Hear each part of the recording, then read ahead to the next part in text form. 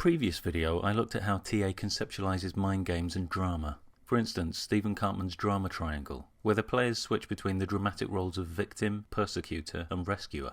And Eric Berne's games formula, where both parties can be seen as using the other one to fulfill some need. TA writers sometimes suggest that the thing to do when it comes to mind games is to figure out the other person's needs and deprive them of those needs. The fact is, we can't always determine what other people's underlying needs are. If someone's throwing a load of insults your way, how do you determine whether they sincerely believe the insults, or whether they know the insults aren't true and they're just trying to provoke you? People can't even determine their own needs sometimes, because they're acting on needs outside their own awareness. I think we can spend way too much time trying to figure other people out, when a much more productive strategy is to try and figure ourselves out. If we can identify what it is in ourselves that draws us into games, we don't need to know the underlying motives of the other person at all.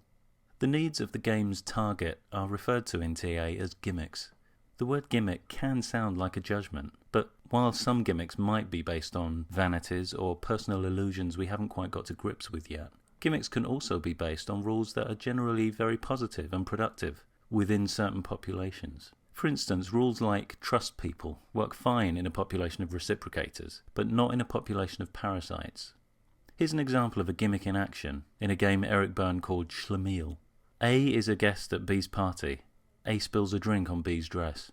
B is angry, but keeps it together. A apologizes.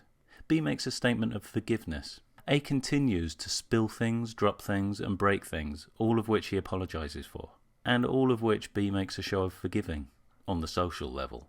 But what B actually feels is far from forgiveness. B knows his accidents are totally deliberate, and A even knows she knows. So if they both know the accidents are deliberate, why would B go along with this pretense? Because of B's gimmick. B has some need about being reasonable. It could come in many different strains. It might be the broad principle, I must be reasonable. Or it might be a more subtle variation, I must appear reasonable. It might be a conditional rule, like, I must appear reasonable if the other person appears reasonable. One particularly potent variation is this one. I will appear reasonable to show you I'm better than you. B's no longer merely keeping her own behaviour in check here. She's now out to prove something against A. The more damage A does, the more chances B gets to show she's superior. If we take another look at Berne's game of why don't you yes but, mentioned in the last video, where A states some problem, B offers a string of solutions, but A finds a flaw in each one of B's ideas, we can see similar variations are possible. Here, B has some need about being helpful. It might be the broad principle, I must be helpful, or I must appear helpful, or other such variations.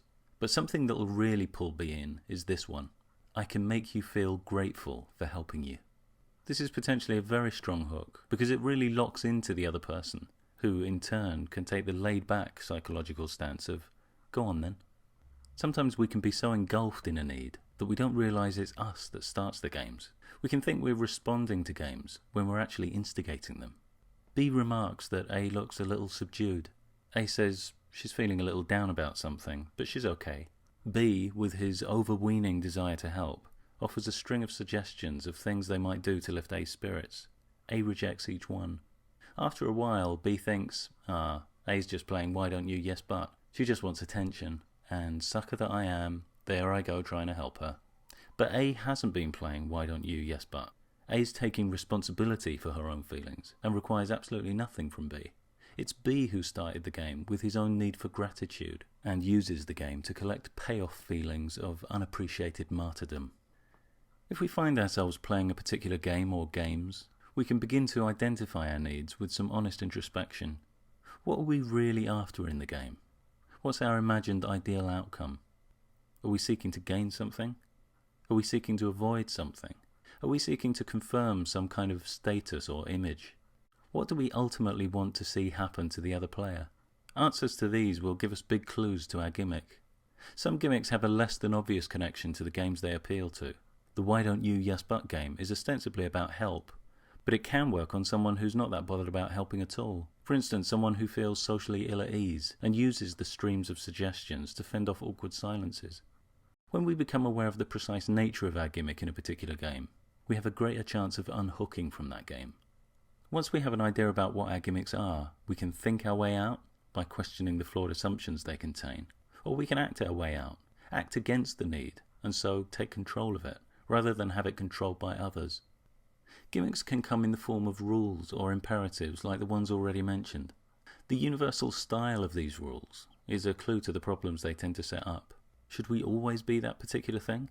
If it's our goal to hold ourselves to expectations like this, not only will we constantly disappoint ourselves, but chances are people will eventually come along who take advantage of these unrealistic self-expectations and use them against us in the games they play. If we find that messages like these are driving us, we can evaluate how realistic they are. Depending on the characteristic we're looking at, we might decide to change it in this way, or like this. Sometimes we carry around ideas like, I must be reasonable, not realizing that the definition we're using for that word is skewed. If we dig a little deeper into what we're using the word reasonable to mean, we might find messages like this: I must not show anger, I must avoid uncomfortable scenes, I've got a nice person image I must maintain. But what does it really mean to be reasonable? If we look at the definition of reasonable, we see things like this: acting in accordance with reason, having sound judgment. Is it showing sound judgment to allow someone to continue deliberately spilling things, dropping things and breaking things while pretending not to care? I'd say not.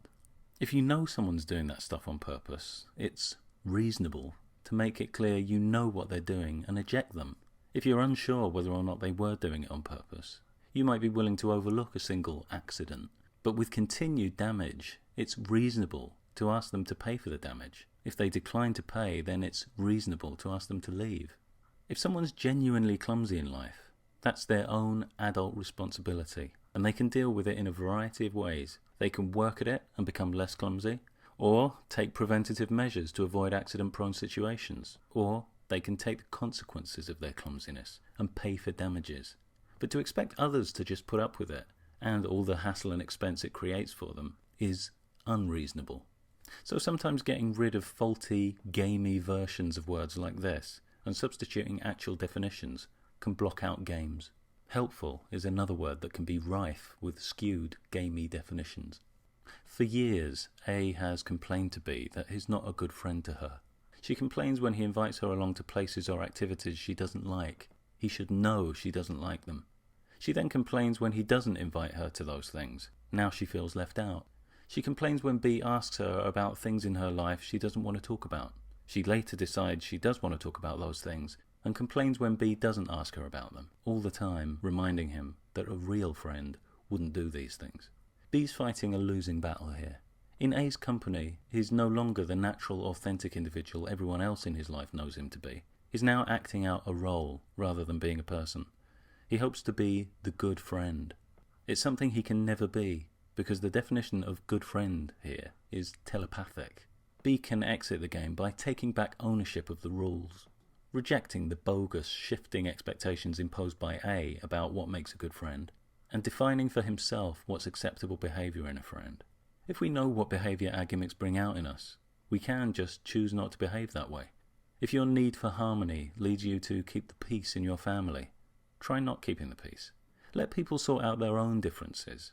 After all, if they don't learn the skills to deal with each other, what will they do when you're not around? If your need for approval means you never say no when people ask you for favours, say no to the next favour asked of you. Just see what happens. See how it feels going into that new territory. Observe all the things that invite you back into the game, guilty or angry thoughts and rationalizations that pop into your head to justify the game, maybe just this once. Increased provocation from the game players to draw you back in to meet their needs. Notice all of that and still refuse to get involved. Experience that disharmony, that disapproval, and realise that while those things might feel uncomfortable, they're not in fact unbearable. There might even be a sense of liberation from years of slavery to that need. We don't have to figure game players out to extract ourselves from time-consuming mind games. With a little introspection, we can figure out our own needs. With a little reasoning, we can then question the premises of those needs. And with a little curiosity, we can see what it's like to try something different.